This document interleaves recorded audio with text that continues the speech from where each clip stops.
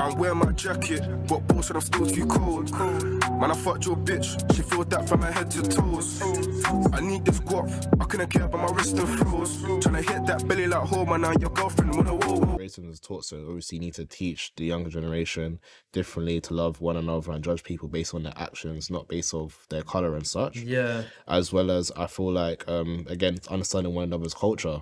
Because once you take the time to understand people's culture, you have a different insight of how they live, and you kind of can change your mindset of it. Yeah. Do you get what I mean? Because sometimes some people take one negative thing and then it can spiral into something else when it doesn't really need to go to that level. level. Hello guys, and welcome to Stay in Place, the podcast. We're back with episode 21. Wow, I can't believe we're already here. 21 episodes in. And I'm delighted to be joined by my good friend Gio. How you doing, Gio? I'm good, thank you. How about you, brother? Good, bro. It's just back with another episode. Yeah. I was just thinking of episode ideas and what can I do next? I mean, we had a very good episode last time around. The topics that we covered as well. I was just thinking of like what I can talk about. And then you just came to my mind. I was like, I know the best person that I can cover these topics with. Of course, the man himself, Gio. Oh, thank you. Yeah, how's life been for you in this last year since we've actually recorded the episode? Life has been good, you know. I can't lie. Yeah. I think I've grown a lot since our last discussion, because last one was talking about mental health. I feel like I'm in a better place mentally. I got a new job, started a new hobby that's kind of become into a side business, so I become a food blogger now. Yeah. Yeah, life is good. I went back home to Jamaica after 13 years. That was looking very, very beautiful and nice. It nice. Was nice. I'm due to go back again. Gonna book a ticket to go. But yeah, that's all I can really say. Like, life has been good. Still, obviously you have trials and tribulations here and there, but aside from that, I'm seeing loads of W's and less L's. I'm proper jealous. The snaps, the stories, the exotic fruits, obviously spending time with Pops as well. Yes. It must have been very refreshing to go back home. Is it the first time in a couple of years? Yeah, so last time I was back home was 2010. Oh, okay. So it's 13 years since I've seen my dad, since I've been touched on Jamaican soil. Oh, that must have been a touching moment. Yeah. And obviously, I think you went with your sister, right? Yeah, I went with my sister. Yeah. Oh, okay. How long did you spend it? We was both there together, so we was only there for like 11 days. Oh, 11 days. So roughly around 2 weeks-ish. Oh, okay, yeah, that's definitely on my bucket list as well, to go Jamaica. But obviously you touched on the food vlogging. How's that been for you in terms of obviously getting invites to restaurants, doing a lot of content with other food vloggers as well? How's that been for you? What's the response been? And have you got any more plans for the future in terms of that? Do you want it to grow, or how's that been for you overall? I'd say becoming a food blogger has been a very interesting journey. Yeah. Because for me, I have a major obsession with food. So the idea of it is kind of like going to a restaurant and you see like a big plate of food in front of you. So I want to eat this. And it's like, no, I can't. I've got to film it first. So it's like always knowing the camera, I've got to eat first. And then the journey's been interesting because it taught me a lot about patience. So initially starting it, I'm thinking, cool, I'm seeing this person, that person, they got this followers, they getting this deals or that deal. I want to be like that. But then it really kind of taught me how to be humble. So with doing that, I kind of taking my time, seeing the followers grow, going to different settings, being around some organic people. Yeah, of course. It's been a great experience so far, and the page is still growing.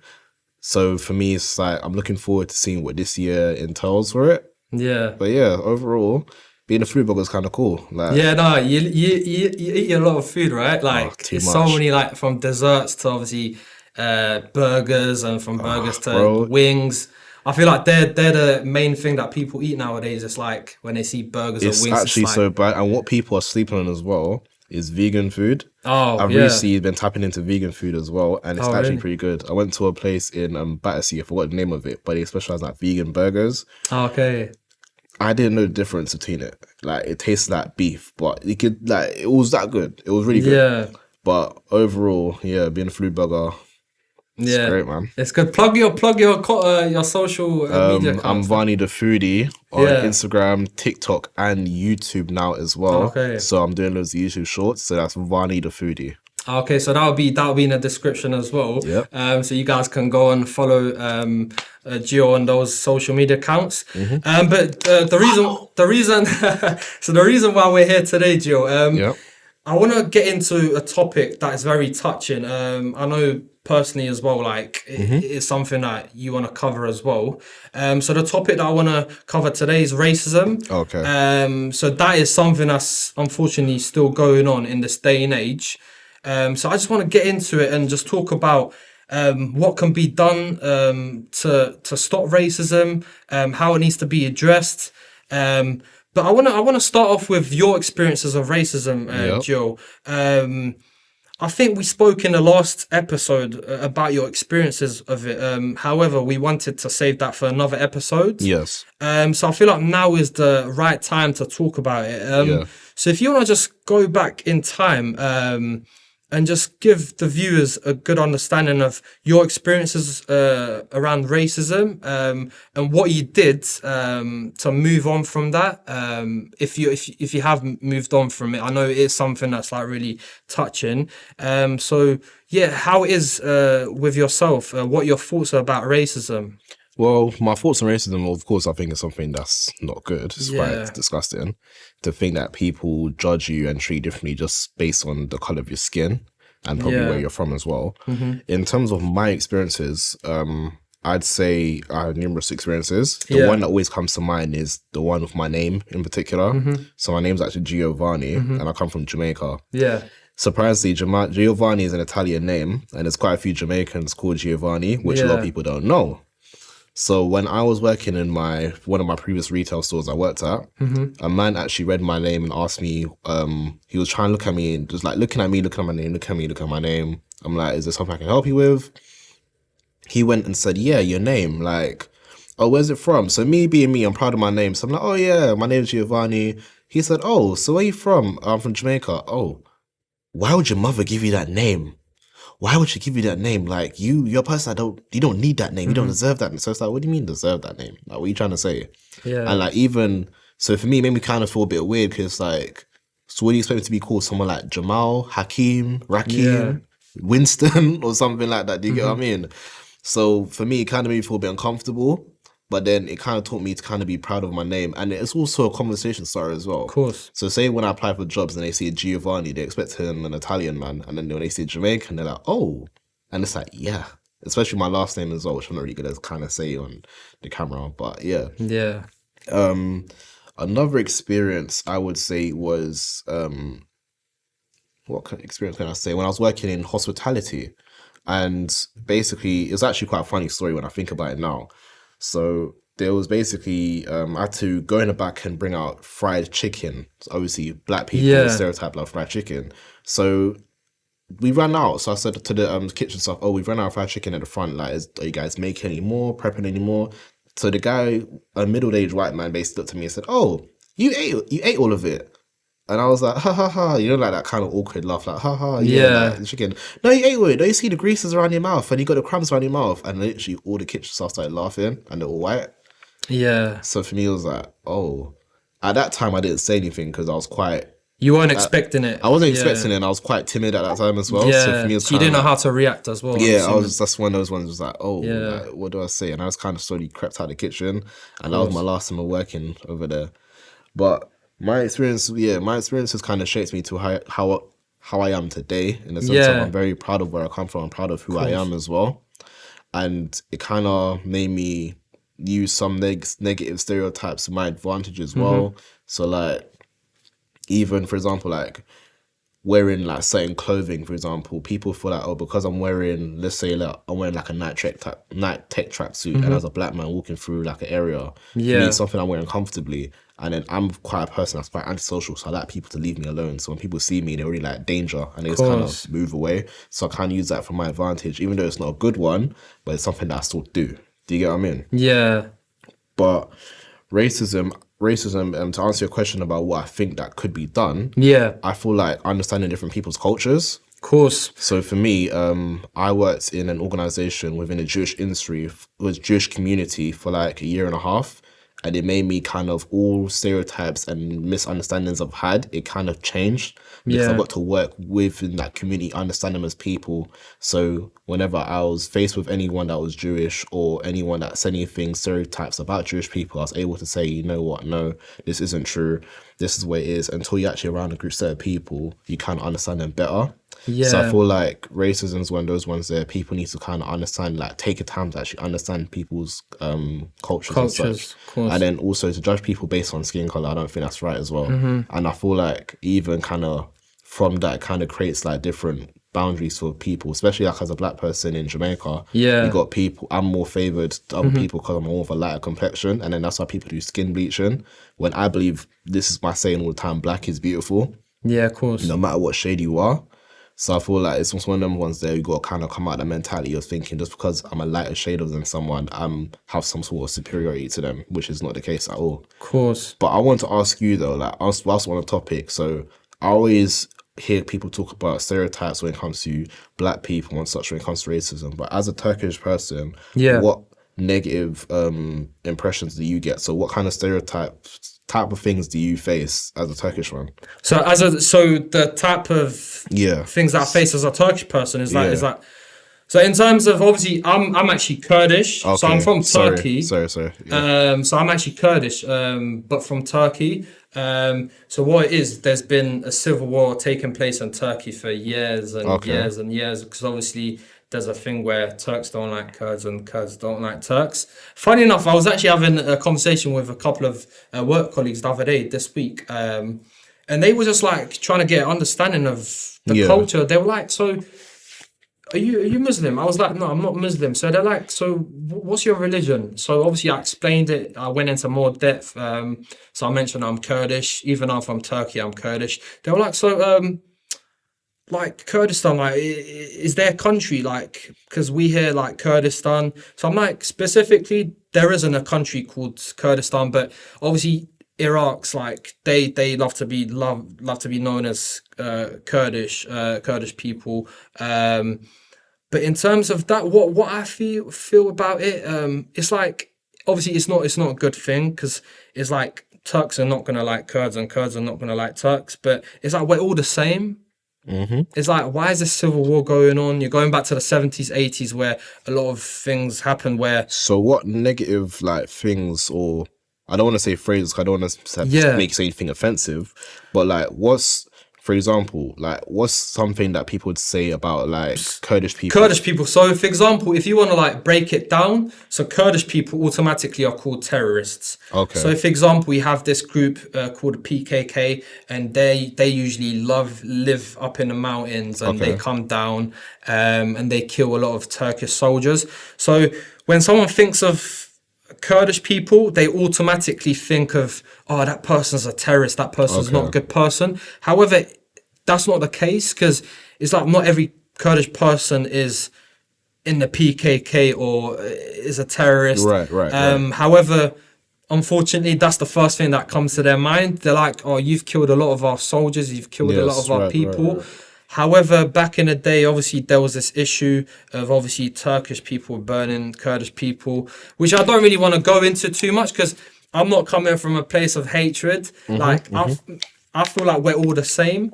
So it doesn't matter whether you're Turkish or Kurdish. I see you the same in my eyes. But obviously, going back to your point about obviously what did I face? How is it with my obviously people? How is it in the country of Turkey? I feel like in this moment of time, it's not very, very stable. And that's something, unfortunately, I don't see it stopping in the near future. But yeah, I would say that is like one specific thing that obviously Turks have over Kurds and Kurds have over Turks. Right. But going back to your point about the culture, obviously what needs to be addressed and what we can do to have a better world in where no racism is taking place at all. I want to touch on that point that you made. So we live in a place like London, right? Yeah. So I see London as a multicultural place, right? Would you agree with me? I do. So I do.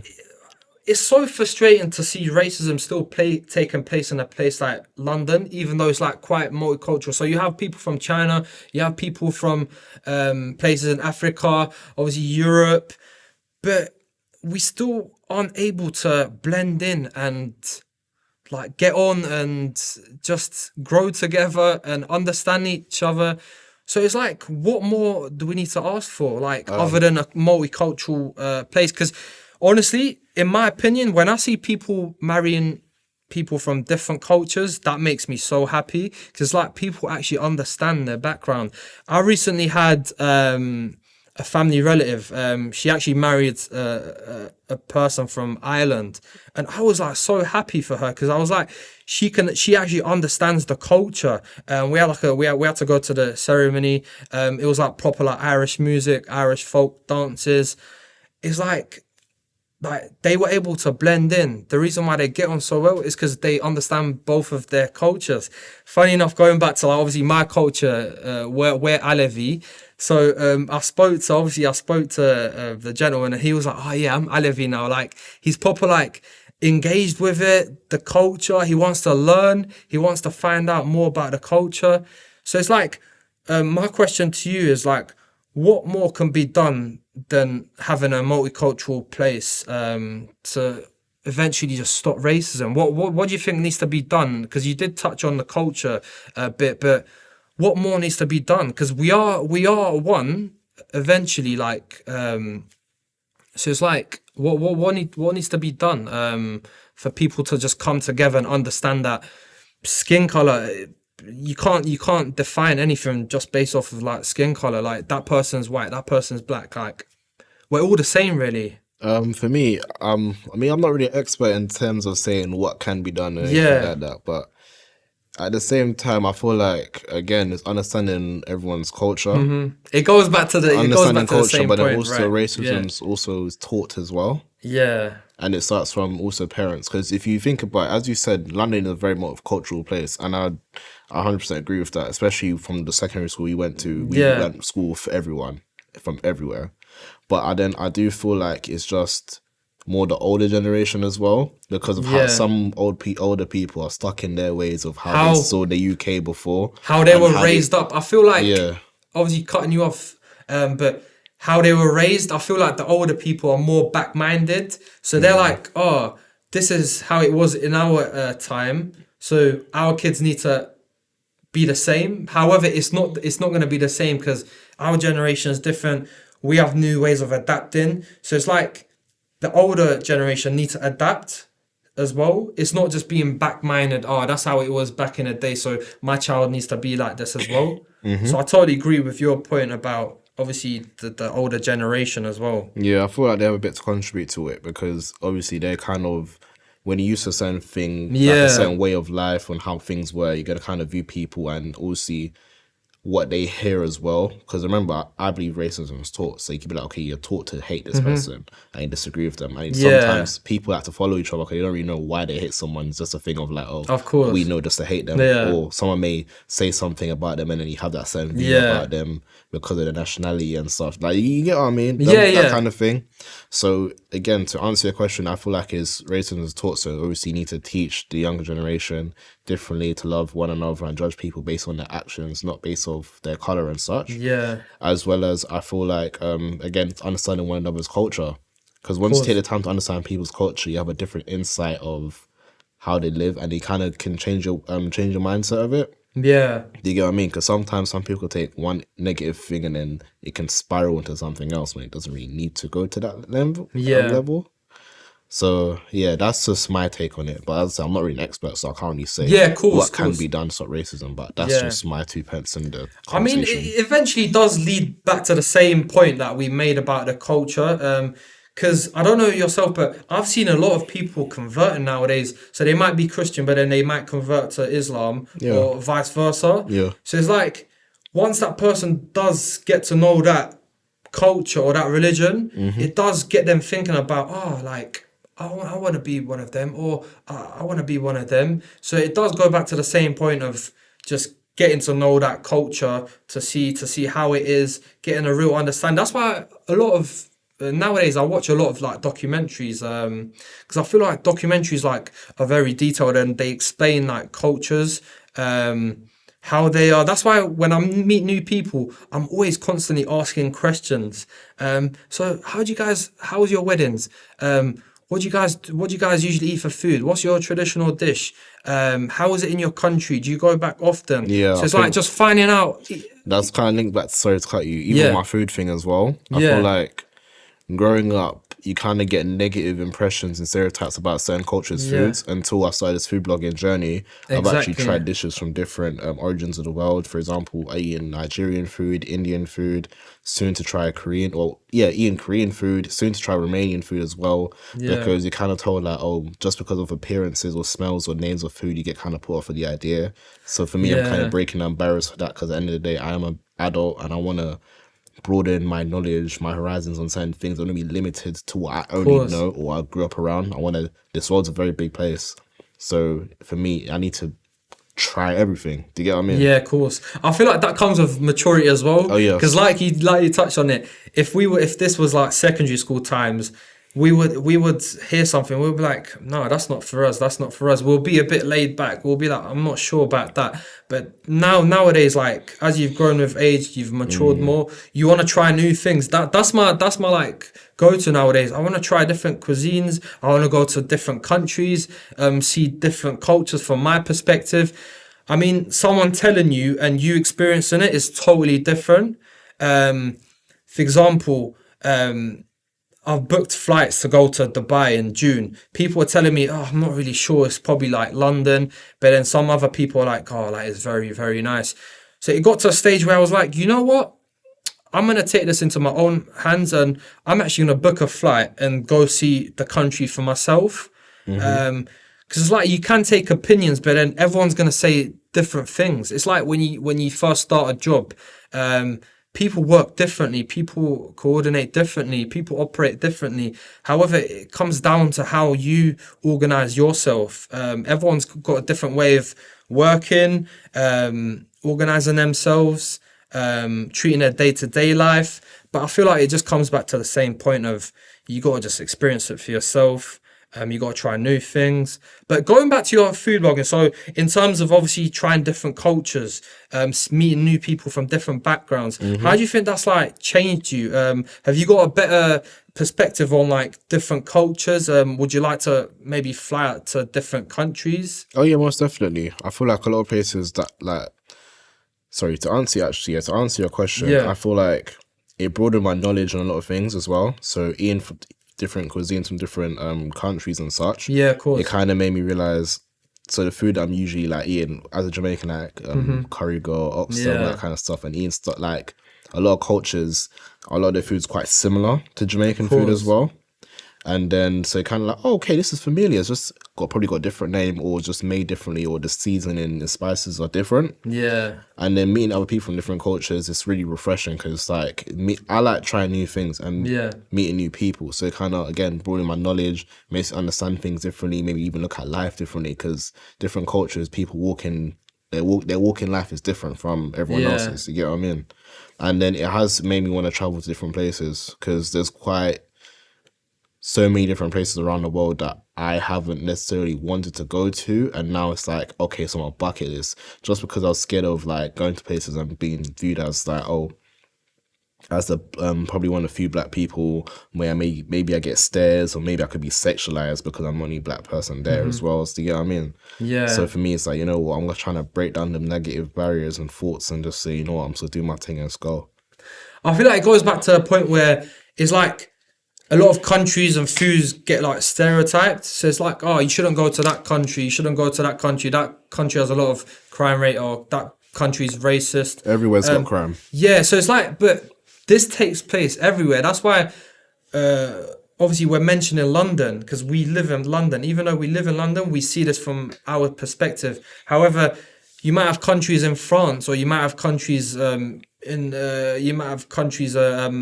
Jamaica where you've got cousins there, you've got family there. They're like, yeah, same thing's happening here as well. Sometimes I might be on the phone to like a family member, and I might just be complaining about something. I might be like, this is taking place here, this is taking place there.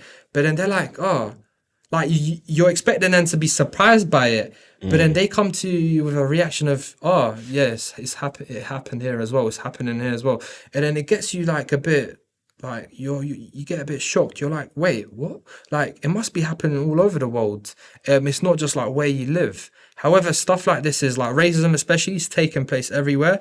I'm not sure if you're aware of the footballer Wilfred Zaha. So a couple of years back, obviously with a lot of racism taking place in football, I understand you're not really a football fan, so I'm just going to cut this one short. But there was this thing where footballers would take the knee before kickoff as a sign of respect. You must have seen that. But Wilfred Zaha didn't actually take the knee because he was just like, this ain't gonna make a difference. Like, honestly, what I think is what I think. Like, me taking a knee ain't gonna make a difference. And he was right, because even after that coming into football, players taking a knee, racism got worse and worse. But it's a sign of respect, though.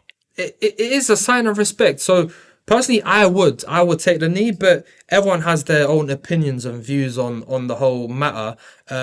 However, I feel like it's got worse and worse. Players being thrown banana skins at, a lot of monkey chants, a lot of different types of signs that people are like using as celebrations.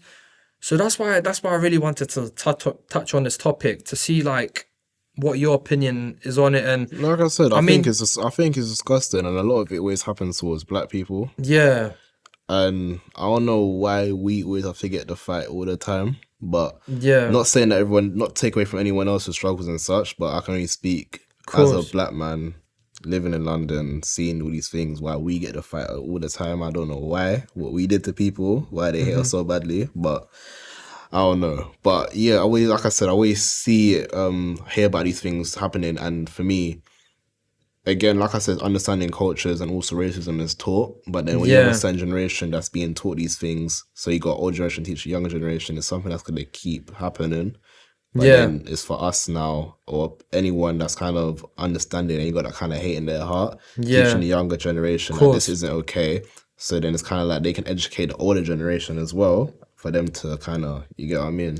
I feel like, and it should be like a subject in school as well. So kids should be... It is a subject in school, but then schools don't really... cover it to an extent. Like, let's keep, like, for example, let's use black... to keep it frank here, like black history, for example. Black people are more than slaves.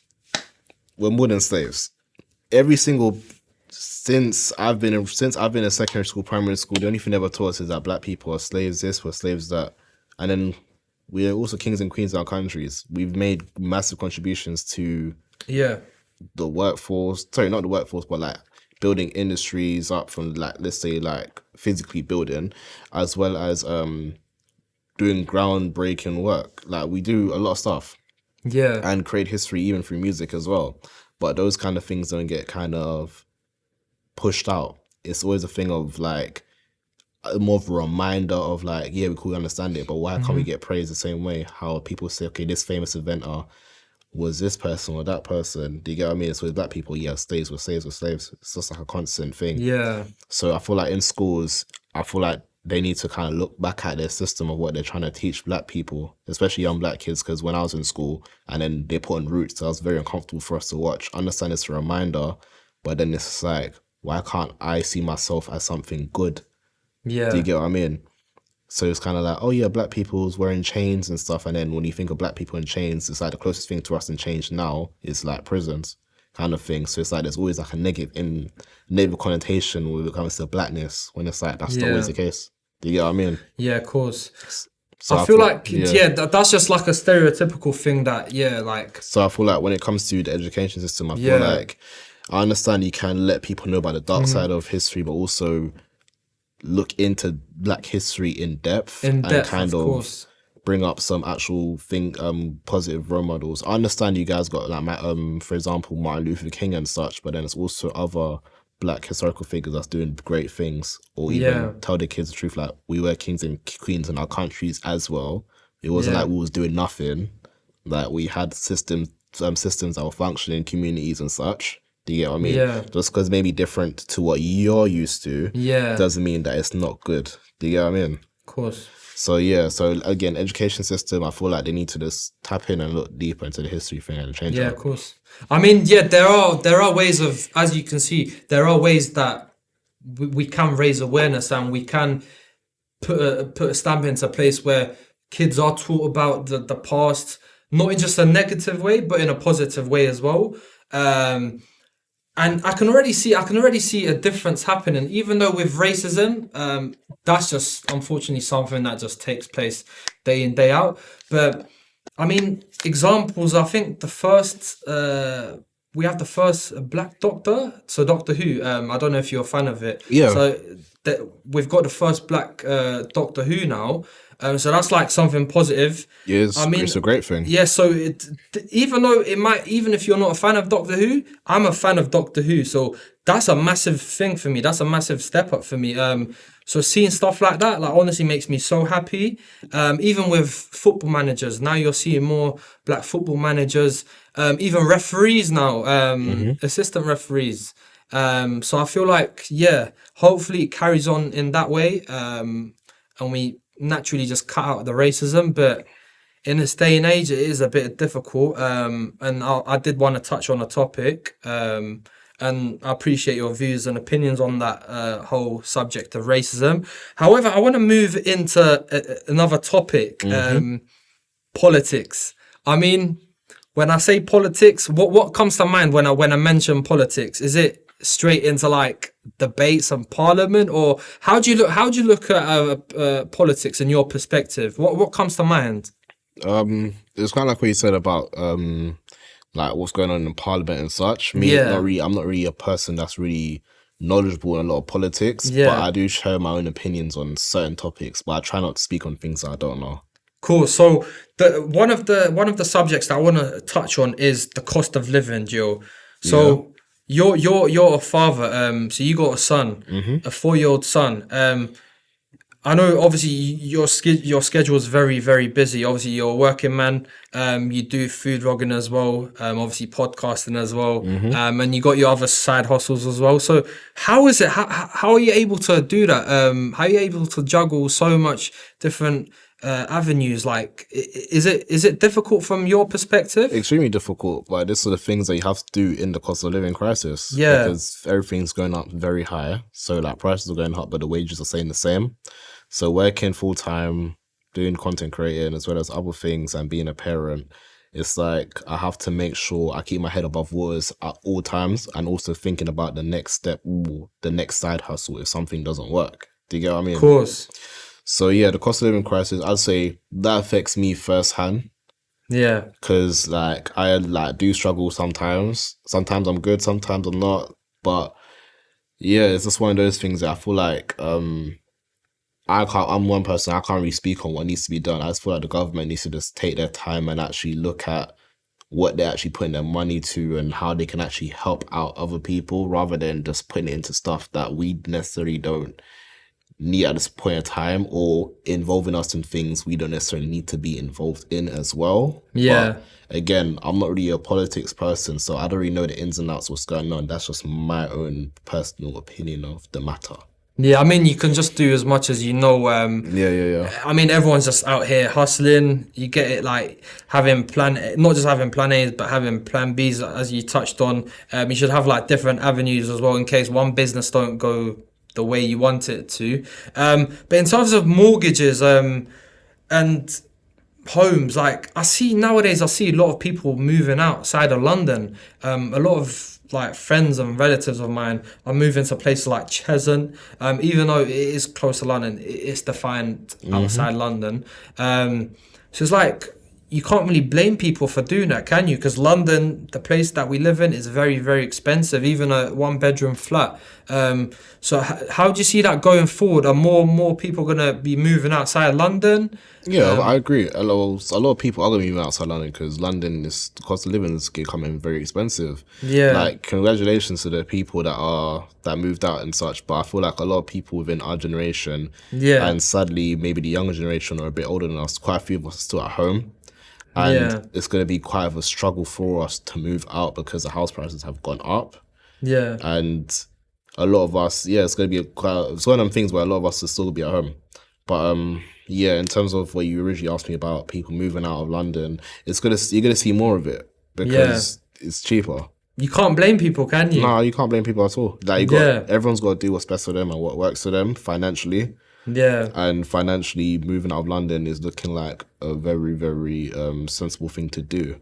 Yeah. But then also it's going to be quite mentally draining because say if you're moving out to a whole different community in a place that you don't know in particular, you don't know anyone in particular. Of course. So you're going to feel lonely as well. And then that starting over effect is a bit harsh. But then, like I said, you got to do what you got to do that makes sense to you financially. Of course, to summarize it up, it is a bold move to move outside London because obviously London, I think we were talking about this off air. So it's like London's like very accessible, like especially with whether it's TFL or having to go to like a shop.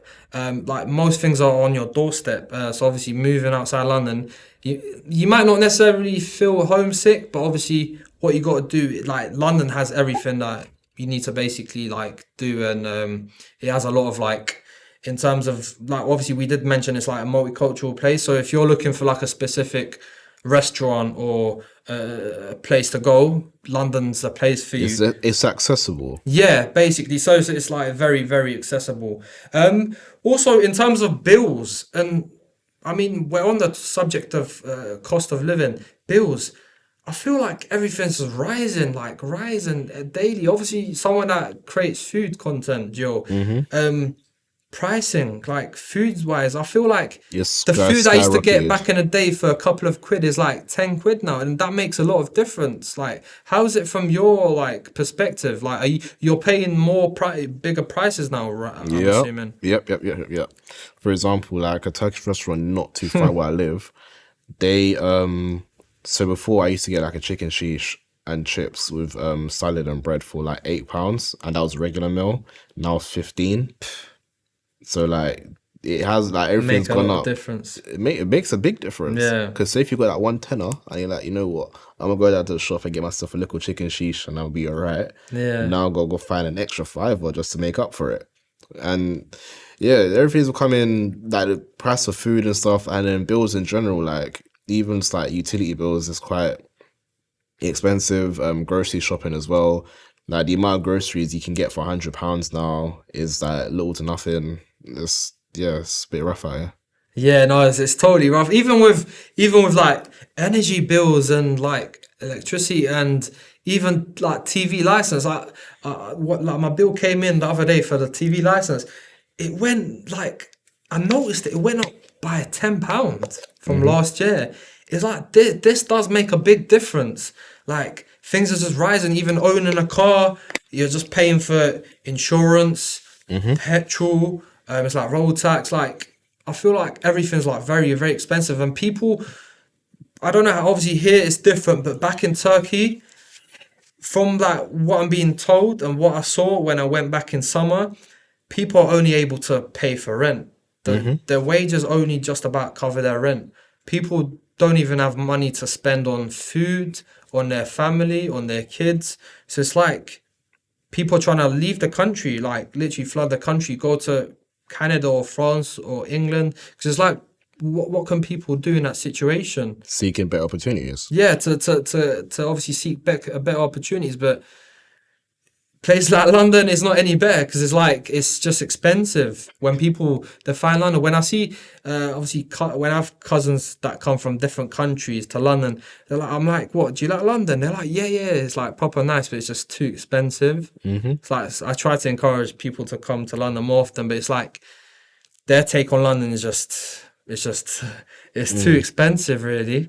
But obviously we covered the cost of living. Another topic that I want to touch on briefly is obviously, unfortunately, stabbings that have just been taking place constantly. It feels, honestly, Gio, it feels like it's a daily thing, and it's just a shame because majority of them are 13, 14-year-olds, 15-year-olds. Whether they're carrying knives or guns, it's just so sad to see. So obviously, how is it from your perspective? Like, what's your take on the whole situation of obviously people just being murdered, innocent young lives being taken? How is it? How is it in your eyes? I think it's quite scary. Yeah. It's scary to think that, all right, cool, my niece is in secondary school, and then she's in year 9. So it's quite scary to see that there's someone that's in her year group carrying around a sword that's longer than my arm, just for their own protection. And for me, it raises the question of what are you involved in to make you have to carry something like that. But then again, everyone's circumstances are different. I don't know the situation, so I can't really say stuff. These are things I just think of as a parent. Yeah. Now, but it's a scary thought. And then for me, that hurts me the most. It's more like, it's like young black boys doing it as well. And then for me, it's like, I feel like from the older generation, some man needs to come sit down, like, listen, like, this is something that you don't need to get involved in and stuff, because you got young boys that's barely, a couple years, 5 years older than them, grooming them, saying to them, like, this is what you need to do. And then it's just like, nah, it's not what you need to do. It's not something that you need to get yourself involved in. Like, this ain't gonna make you seem cool. You literally, because in this whole thing, it's literally taking a life and you're losing a life. Because you take a life, someone's dying, and you're losing life by going to prison. Do you get what I mean? So this whole knife crime thing is scary, and then there's a scene like the generational like impact that's causing. Because say if, like, for example, me and your boy, say someone does something to you, then it'll be my responsibility now to go get them back in defense of your honor. And then say something happens to me, then it could be another person that's become a cycle that is just like necessary. Do you get what I mean? Because I've seen it happen before. I see it all the time. It's quite scary. Like, I don't really understand it. I'm not really a road youth, so I can't really touch on it too much. But then, from my understanding and my conversations with younger people, like, some of their reasoning is just like, it's all to kind of just fit in, look cool, or just even protection in the area. Because just as simply as like living in one area and then walking to another area, and just that one question of where you from can just change just everything like that. You get what I mean? So it's even protection from stuff like that, just not to get themselves embarrassed. You know, the kids got like the Snapchats and TikToks these days. So like, you do something, they're getting camera phones out, trying to embarrass you, and then you don't want to look like a victim in a situation. So that knife kind of make you feel big in a sense. You know what I mean? But all I can say, it's a scary situation. I feel like, especially with London as well. I know I keep going back to the point of London, because obviously we're from London. We know London. With obviously the crime rate just rising and rising in London. Obviously being a father and stuff, like, would you be safe with your son growing up in an environment such as London, or is that something that you will teach your son to be self-aware, to not hang around with certain individuals, or is it a thing where you just can't be paranoid anymore? You just got to do what you got to do. Because if you're going to be scared, no matter where you move to, it's going to be the same. Like we were talking about in terms of the cultures, in terms of racism. If you were to go to another country, it's most likely the same case there as well, racism. So obviously with your son, is it comfortable for you to bring him up in a place like London with what's taking place? I mean, as a parent, you also want better for your child. Yeah. That's first and foremost. But then again, anywhere you move, there's always going to be crime. Yeah. So I feel like, as parents, it's just our job to kind of raise them correctly and kind of teach them right from wrong, and then kind of say, like, look, this is the type of things to look out from. Avoid finding yourself in this kind of drama and stuff. Do you get what I mean? Of course. So that's the first thing that I would personally do. Yeah. So it's always about kind of like, again, guidance. But then you can raise a child, but then when they go to places like, for example, like secondary school, and such, and influenced by other people, that's when you got to kind of teach them the right way to kind of know that they're picking the right friends in situations. And if they pick the wrong friends, kind of guide them and still, or even you can see them speak to their friends and try to be like a role model towards their friends. Be like, yo, like, guys, this ain't something you need to do. Put your energy into something else. Kick a ball, play video games, or do something. Do you get what I mean? I feel like one way of obviously taking a lot of kids from the streets and stuff would be getting them into hobbies, because you have a lot of boxers where they might have a documentary or they might go into a bit of an explanation of their life story, and a lot of them, if you look back on it, they were on the streets just doing all sorts, but they were like, oh, boxing saved me. If it weren't for boxing, I probably wouldn't be here right now, like talking to you.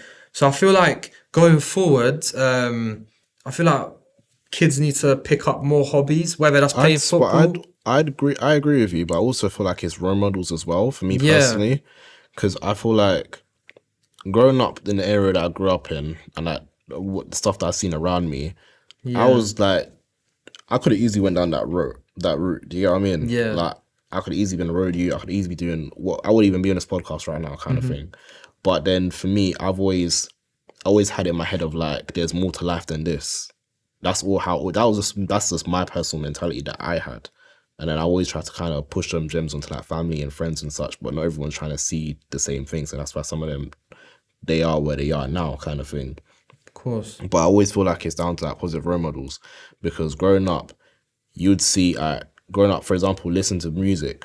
I'm listening to like guys like 50 Cent. So for me, I'm thinking like, rah, he did all of this, so I think I need to do all of that to get to there. Yeah. Do you get what I mean? Of course. Because it's that even with conscious music don't really sell, because you can listen to someone like J. Cole, who's one of my favorite artists. It's like, yeah, he's talking realness, but he's not showing wealth, because most of these young people are chasing down wealth as well. And with wealth comes that risk of living dangerously.